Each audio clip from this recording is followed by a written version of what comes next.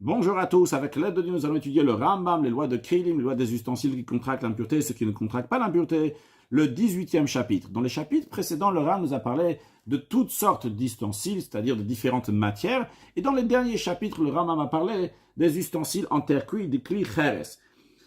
Alacha Aleph. Maintenant, le Rambam nous dit la définition que doit avoir un kli cheres pour qu'il soit considéré un kli cheres, un ustensile en terre cuite et donc qui contracte l'impureté. Kli cheres ne kabel tuma, un ustensile en terre cuite ne contracte l'impureté uniquement s'il va avoir les deux conditions suivantes. Premièrement, achiye mekabel, qui va avoir de quoi réceptionner, qui peut contenir quelque chose. En d'autres mots, il faut qu'il ait une base et des parois. Ça, c'est une condition. Deuxième condition, ve'asui le kabbalah, qu'il est fait pour contenir quelque chose. Ce n'est pas suffisant qu'il puisse contenir. Il faut aussi que ça soit fait pour contenir. Comme le Rav va nous donner des exemples tout de suite. Imlo, ayalobet kibul. Mais s'il n'avait pas de quoi contenir Oshayemeka, le Kabbalah, ou bien qu'il pouvait contenir, mais il n'a pas été fait pour contenir. Et il ne contracte pas du tout l'impureté. L'homme il livrait Torah, ni d'ordre biblique, l'homme il livrait Sofim, ni d'ordre rabbinique. Les Fira, c'est la raison pour laquelle. Hakise, une chaise, va safsal, un banc, va un mita, un lit, va un shulchan, une table, va un menorah, et un chandelier. Un chandelier, donc, c'est-à-dire un bâton sur lequel, en haut, il y a quelque chose de plat, sur lequel on va mettre une lampe, mais il n'y a pas de quoi réceptionner dans ce chandelier. Il ne peut pas contenir quelque chose. Donc, toutes ces choses qu'on vient de mentionner, donc que ce soit de la chaise, le banc, le lit, la table et le chandelier qui sont en shel cheres, qui sont faits en matière de terre cuite, tout ce qui est similaire à ça, des ustensiles qui n'ont pas un fond pour contenir quelque chose, et ils ne contractent pas l'impureté. Maintenant, voyons aussi d'autres exemples, certaines choses qui ont de quoi contenir, mais ils ne sont pas faits pour contenir. Asilonot, des tuyaux, shamay me'alchim baem, que l'eau passe à travers ces tuyaux, lorsqu'ils sont donc des tuyaux qui sont faits en terre cuite. Afalpichem kfufim, même s'ils sont courbés, donc il y a un endroit dans lequel ils réceptionnent, mais ils ne sont pas faits pour réceptionner. Afalpichem et câbles, bien qu'ils contiennent de l'eau. Arenteor, ils sont purs, on est chez le sur les Kabbalah, parce qu'ils n'ont pas été faits pour contenir. Et là, ils ont été faits uniquement pour que l'eau va sortir de ce tuyau. C'est-à-dire que même lorsque le tuyau, il a un endroit de Kabbalah, c'est l'obshat vafapichem et kablim qu'on vient de voir, même s'il peut contenir, eh bien, il ne veut pas être considéré un klicher, est-ce qu'il contracte l'impureté. Vechen de même, chavichel shayatin, un tonneau qui est vide, donc qui est entièrement vide, de chaque côté, donc on met par exemple donc une peau d'animal pour fermer, il reste vide, il a de l'air à l'intérieur, et il est fait pour s'entraîner à nager. On met ce tonneau dans l'eau, et celui qui s'entraîne à nager, donc une sorte de bouée, comme ça. Ou bien, donc, encore une fois, donc ici on a un ustensile, mais il n'est pas fait pour réceptionner. C'est-à-dire qu'on dit réceptionner, il n'est pas fait pour contenir, faire rentrer, sortir quelque chose. C'est vrai qu'il y a de l'air à l'intérieur, mais il n'est pas fait pour contenir quelque chose qu'on fait rentrer et sortir. Encore un autre exemple, le Ram nous dit, une sorte de jarre qui se trouve dans un grand récipient en poterie, en terre cuite. On peut le voir comme ça, donc ce chavit-là, entre guillemets, ce petit jarre qui est dans ce grand marat qui est en bas, on peut le voir comme ça, donc il y a d'un côté, on peut le voir aussi, donc peut-être qu'il y a deux côtés, on peut le voir aussi, donc l'idée de ça, c'est juste que la personne, elle met sa main à l'intérieur quand il veut le porter, vu que c'est très lourd, c'est dur à le prendre, et c'est pas juste c'est lourd, donc c'est aussi le volume comme ça qui est particulier, donc il met sa main ici, donc il peut y en avoir un de l'autre côté, ou bien tout simplement qu'il prend, comme ça sa main il la met derrière ce côté-là, et une main de ce côté-là, et comme ça donc il prend ce tonneau. Mais l'idée en tous les cas, c'est que c'est pas fait pour réceptionner, ce n'est pas fait pour contenir quelque chose à l'intérieur. Et le Ram nous dit, vu que c'est fait comme une anse avec lequel on va porter ce marat, ce grand récipient, velonas de Kabbalah, ça n'est pas fait pour contenir quelque chose, et il n'a pas Kabbalah, tout moi ça ne contracte pas d'impureté, de même tous les cas qui sont similaires à ce que nous avons dit.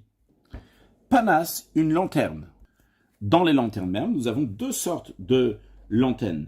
Un shayabobet kimbul shamen, un qui a de quoi réceptionner de l'huile, Comme on peut voir dans l'image ici, on peut s'imaginer aussi de manière différente. En tout cas, on peut mettre de l'huile ici à l'intérieur. Donc il a un bet kioul, là de quoi contenir. On va mettre de l'huile ici, après on va mettre une mèche, on va allumer. Comme ça, donc on peut porter après cette lanterne à droite et à gauche, un peu où on veut aller. Donc dans ces cas-là, Mekabel Touma, il contracte l'impureté. Mais chez Enbo, et s'il n'a pas de quoi réceptionner de l'huile, c'est-à-dire que si tu veux allumer cette lanterne-là, tu dois amener ta fiole avec de l'huile et avec la mèche, et tu la mets à l'intérieur. Donc lui-même, donc, il n'a pas de quoi réceptionner.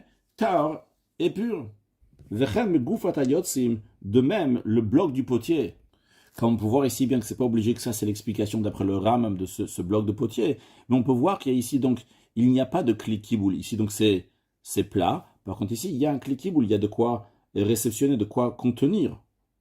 Chez Yeshla Tor, elle a un intérieur. Donc, c'est là, Tmea, elle est impure. Quand on dit elle est impure, elle peut réceptionner l'impureté. Par contre, celle qui est plate, celle-là, qui n'a pas d'intérieur, ne peut pas réceptionner de l'impureté. Mashper, un entonnoir. Alors ça dépend, qui est-ce qui utilise l'entonnoir? Le principe d'un entonnoir n'est pas fait pour contenir quelque chose à l'intérieur. On fait passer un liquide à l'intérieur, mais ça ne contient pas. Alors, Shalba les batim, donc s'il y a des particuliers Taor, c'est pur, parce qu'il ne laisse jamais quelque chose à l'intérieur. Par contre, Veshel Rochlin, s'il s'agit d'un entonnoir de colporteur, donc il colporte des parfums d'un endroit à l'autre pour les vendre, Mitame, dans ces cas-là, même que c'est un entonnoir, quand même il contracte la pureté. A priori, comment ça se fait? Il n'est pas fait pour contenir quelque chose à l'intérieur. Eh bien, la réponse, elle, si c'est celle d'un colporteur, c'est oui fait pour contenir quelque chose à l'intérieur. Pourquoi?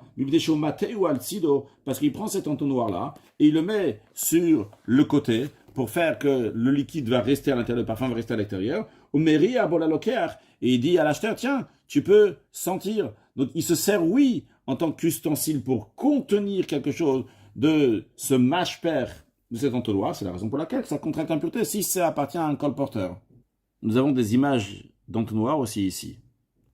Halach Adalet, Kisui Kadeyain Vikade Shemen, le couvercle des cruches en vin et en huile, Kisuya Chaviot, et le couvercle des jarres, Tehorot, ils sont purs. Même dans un cas où ils ont de quoi réceptionner, quand même, ils sont purs. Pourquoi? Chez le Nas ou le Kabbalah, parce qu'ils ne sont pas faits pour les réceptionner. Quand on met donc de l'autre côté d'une marmite, c'est juste, le couvercle n'est pas fait pour réceptionner, il est fait pour couvrir la marmite, non pas pour réceptionner.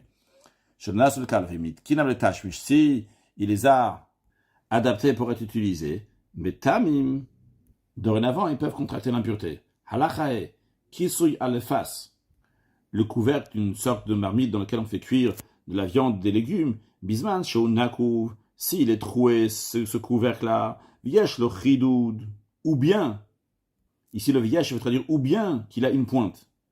Taor, il est pur. En effet, si le couvercle est troué, donc il ne peut pas contenir quelque chose à l'intérieur. Et si le couvercle il a une pointe, il ne peut pas réceptionner aussi parce qu'il va toujours se mettre sur le côté. Donc il sera pur. Par contre, Veim Einonakuv, s'il n'est pas troué, Veinochid, ou bien qu'il n'a pas de pointe. Dans ce cas-là, Mitame, il contracte l'impureté. Bnesha Isha, Mesanelet Torot Ayarak. Car la femme se sert de ce couvercle, elle le met à l'envers, elle sépare le jus des légumes. Zéaklal, voici la règle. Tout ce qui est utilisé en tant qu'ustensile en terre cuite, mais on l'utilise toujours chaud kafouille lorsqu'il est à l'envers, donc il ne peut pas réceptionner, Taor, il est pur. Halachavav, Titros, un arrosoir. Donc comme on peut voir, il est étroit vers le haut, il est plus large vers le bas. Dans le bas, il y a plusieurs trous, donc on peut mettre un liquide à l'intérieur. On met le doigt au-dessus, lorsqu'on met le doigt au-dessus, donc toute l'eau reste à l'intérieur, elle ne peut pas partir. Et donc lorsqu'on enlève le doigt à ce moment-là, donc il y a des gouttes qui vont commencer à tomber. Alors, Avabichonak, ou bien qu'il est troué, en effet, il y a plein de petits trous en bas de l'arrosoir. Umotzi Putot, et il fait sortir des gouttelettes d'eau. Eh bien, quand même, Mitame, il devient impur. Pourquoi? Parce que l'eau ne sort pas goutte à goutte. Donc, l'eau pénètre, elle se met donc sur les côtés. Les maçons, les Kabbalah, donc ils sont faits pour être réceptionnés dans cet ustensile. Donc le fait que ça coûte seulement goutte à goutte, ça coule doucement, alors c'est fait pour être réceptionné, c'est fait pour rester avant que ça va sortir. Halachazain, halapit shel cheres, une torche en poterie, chez manichim matliot abgadim v'hashem betocho, dans lequel on met des morceaux déchirés de vêtements qui sont imbibés d'huile, qu'on met à l'intérieur, Voudol, quelque part cela, donc ils sont embrasés, Mitame, il contracte l'impureté, vu qu'il ne peut pas tenir, si on ne va pas le tenir dans la main, quand tu le mets par terre, il est sur le côté, il ne peut rien contenir. Mais vu que c'est la manière de l'utiliser lorsqu'on le tient à la main, il contracte l'impureté. De même, un ustensile qu'on met sous les lampes dans lesquelles donc, il y a de l'huile à l'intérieur, et on met un ustensile en dessous pour réceptionner l'huile, bien que ce n'est pas l'endroit idéal pour lui, c'est pour réceptionner s'il y a de l'huile qui va couler, mais ce n'est pas fait de base pour mettre de l'huile directement là-bas, et bien quand même, mitame, il devient impur et qu'on peut contracter l'impureté, finalement il est fait pour réceptionner d'une manière ou d'une autre. Halachachet, gistera, c'est un ustensile en terre cuite qui a été cassé, donc il n'y a pas de anse, maintenant on ne peut pas l'utiliser, mais on se sert quand même de ce tesson, de ce morceau de poterie, pour faire différentes choses. On le met sur les ustensiles. Par exemple, ici, on a dans l'image, on peut voir donc un morceau de poterie, donc c'est de quelque chose de bas, c'est un ustensile, ça s'est cassé. Et maintenant, on le met en dessous, les kabel mashkim anosim, minakli, il va réceptionner le liquide qui sort d'un ustensile, mais kabel touma, mais cette gistera contracte l'impureté. Halachatet, svina shel cheres. Un bateau en terre cuite, bien qu'elle peut réceptionner, il y a des gens qui rentrent, des ustensiles qui rentrent à l'intérieur du bateau, et il n'a quand même. Ce bateau ne réceptionne pas l'impureté. Parce que le bateau ne fait pas partie des ustensiles que la Torah parle, c'est plutôt une maison. Que ce soit que le bateau était en terre cuite, ben shel etz, ou bien qu'il était en bois, ben gdola, ben ktana, qui était grand, qui était petit, il n'est pas considéré un ustensile. Halacha yud. Tous les ustensiles qui sont cassés, et ils ont perdu leur forme, donc dorénavant, et on ne pourra plus faire ce qu'ils faisaient ils pourront plus faire ce qu'ils ont fait jusqu'à présent, on ne pourra pas les utiliser aussi pour quelque chose qui ressemble à ce qu'on a fait jusqu'à présent. Eh bien, eh bien, leur bris, leur fragment ne contractent plus l'impureté. Bien qu'on peut s'en servir pour quelque chose d'autre qui ne ressemble pas à ce qui était utilisé jusqu'à présent. Ça, c'est la règle générale. Chutz, à l'exception, des fragments d'ustensiles en terre cuite. Que s'il y avait un morceau de tesson comme ça qui était juste, il pouvait réceptionner du liquide, il contracte l'impureté. Pourquoi? Parce qu'il est dit dans le passage de la Torah qui parle d'un cheres, un des 8 reptiles morts qui va tomber dans un ustensile en terre cuite, l'expression que la Torah dit, c'est vechol klicheres, c'est tout ustensile en terre cuite. Puis à moi, là, nous, par la tradition orale, on a appris depuis Moshe Rabbeinu, chez Zeloba et le Rabat Shivek klicheres, cette expression de vechol. Vechol, ça vient inclure encore quelque chose. On ne parle pas seulement d'un klicheres, d'un ustensile en terre cuite, mais vechol, c'est même des fragments d'un ustensile en terre cuite qui pourra contracter l'impureté, dans quel cas ça s'applique, que si ce morceau de tesson, il avait de quoi réceptionner, il avait un intérieur, les câbles pour recevoir quelque chose, pour contenir un mashkin qui pourra donc contenir du liquide, donc par exemple ce morceau-là donc de terre cuite, de tesson qui est cassé, et il contracte encore l'impureté parce qu'on va s'en servir donc pour réceptionner quelque chose, mais il doit pouvoir réceptionner Yoshev. Yoshev, c'est lorsqu'il est posé à plat. Le samour, pas quand il est posé, il doit s'appuyer sur quelque chose. Si il n'était pas tout droit, il doit s'appuyer sur quelque chose pour pouvoir rester. S'il peut réceptionner quelque chose uniquement s'il est soutenu par quelque chose d'autre, dans ces cas-là, il ne contracte pas l'impureté. Halacha Yudalef. Acheres, un fragment d'un ustensile en terre cuite, qui ne peut pas s'asseoir, il ne peut pas être mis à plat pour contenir quelque chose. Pourquoi pas?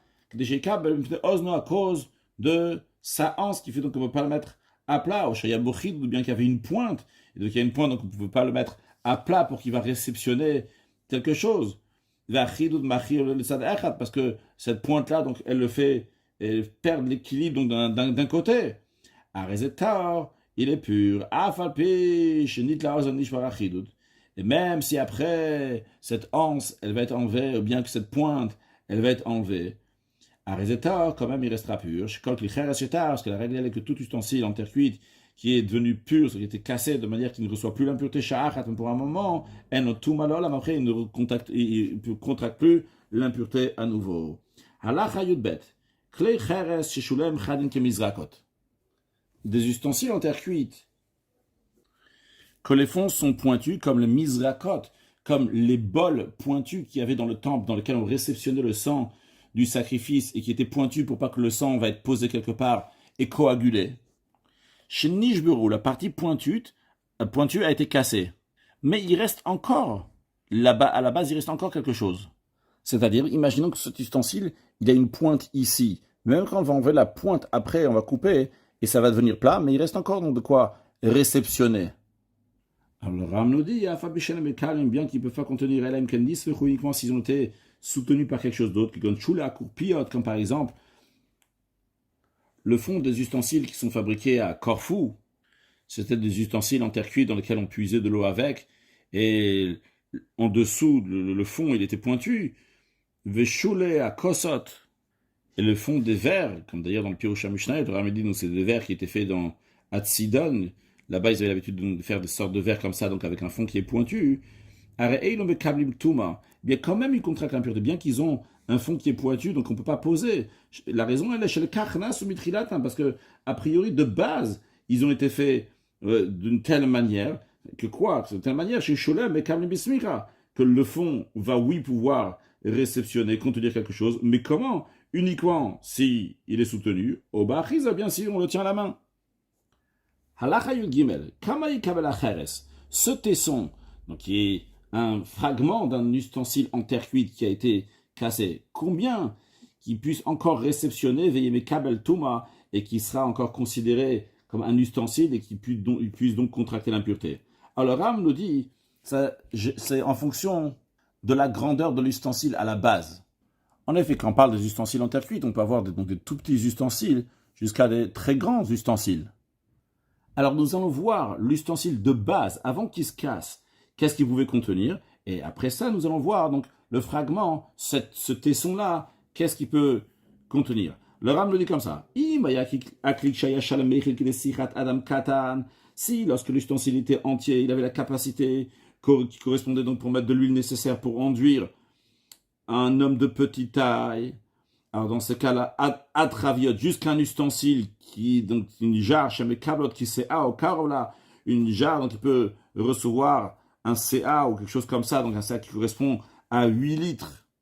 Venishberu, c'est des ustensiles donc entre cette petite taille-là et cette grande taille qu'on a dit, donc la petite, qui peut, le petit ravit, la petite jarre qui pouvait contenir un peu d'huile pour l'homme de petite taille, jusqu'à cette jarre-là qu'on peut mettre un CA. Donc entre ça, et il reste dans les tessons, ben mikakatiem, ben midofnem. Le Rav nous dit que ça soit, donc qu'il reste du fond de l'ustensile, ou bien que ça soit, donc qu'il reste de côté de l'ustensile, la paroi de l'ustensile. S'il reste cheres shum bekabel, un tesson qui peut contenir Yoshev, quand il est posé révite, il peut réceptionner un révite sur le quart d'un log qui correspond à 86 millilitres. Arezem Kabel Touma, il contracte l'impureté, ce qu'on voit ici dans le tableau de la deuxième ligne. Si de base l'ustensile pourrait contenir Missichat Adam jusqu'à CA, donc c'est ce qui est cassé, s'il peut contenir révite à log, il a encore métam et il contracte encore l'impureté. Mais non, Haya, Kli, Mechavit Amechila, CA, c'est l'ustensile. Il était donc d'une jarre qui a la capacité de prendre un CA, donc environ 8 litres, jusqu'à sa taille, donc le double de 8 litres, donc 16 litres environ, Yater ou plus que ça, Vendishbera, et ça s'est cassé. Si dans le tesson qui reste de ces ustensiles-là, il y avait de quoi réceptionner la moitié d'un log, donc c'est-à-dire 2 fois 86 millilitres, donc 172 millilitres, dans ce cas-là, donc, ce tesson-là donc, peut contracter l'impureté. Il est encore considéré un ustensile.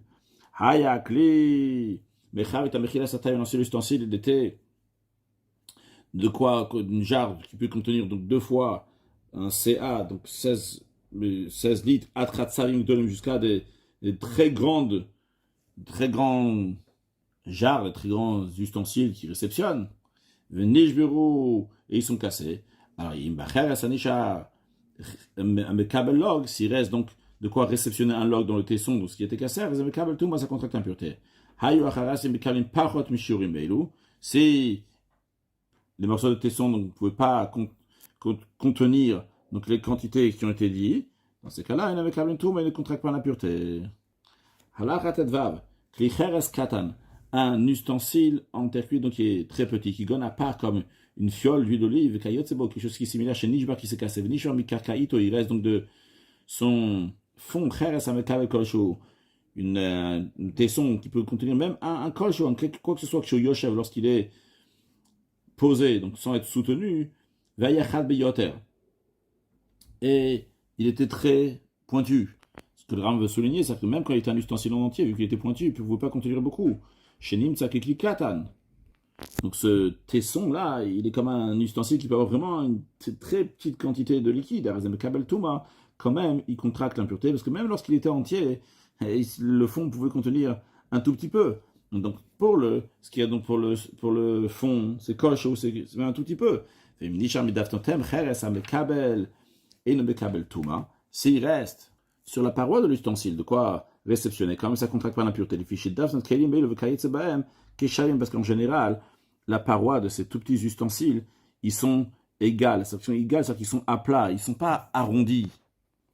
Quand le tonneau il est arrondi, s'il va se casser, il a de quoi donc réceptionner. Par contre, lorsqu'il est plat, et il est tout petit, donc il n'est pas rond, il est plat, il n'a pas de quoi réceptionner. C'est pour ça, donc si il reste quelque chose de la paroi, c'est pur. Parce que ils n'ont pas un espace intérieur de fond qui est visible, donc ils sont semblables à des ustensiles en poterie qui sont plats. La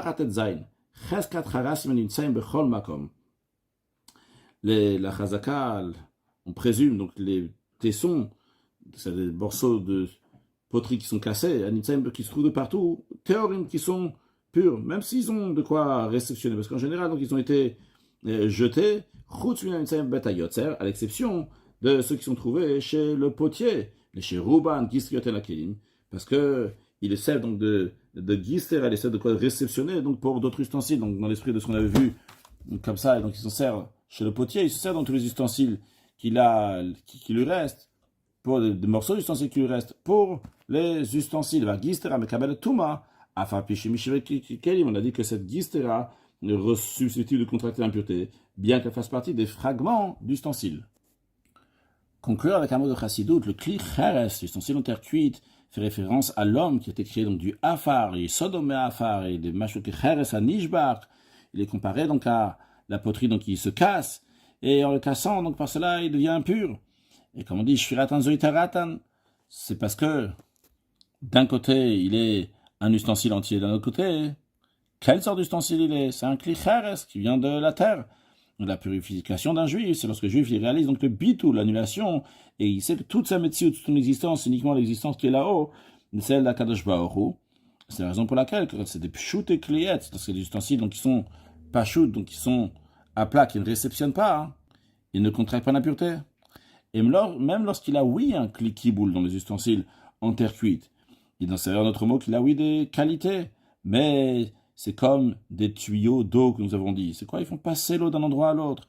Un juif, il sait que tout ce qu'il est en train de faire, c'est uniquement faire la mission d'Akadosh Baruch Hu pour que l'eau va sortir, l'eau va passer par lui. Et à ce moment-là, donc, il se sent qu'il n'est rien du tout. Il n'est pas fait le Kabbalah. C'est la raison pour laquelle il ne contracte pas l'impureté. Mashiach, now, une excellente journée.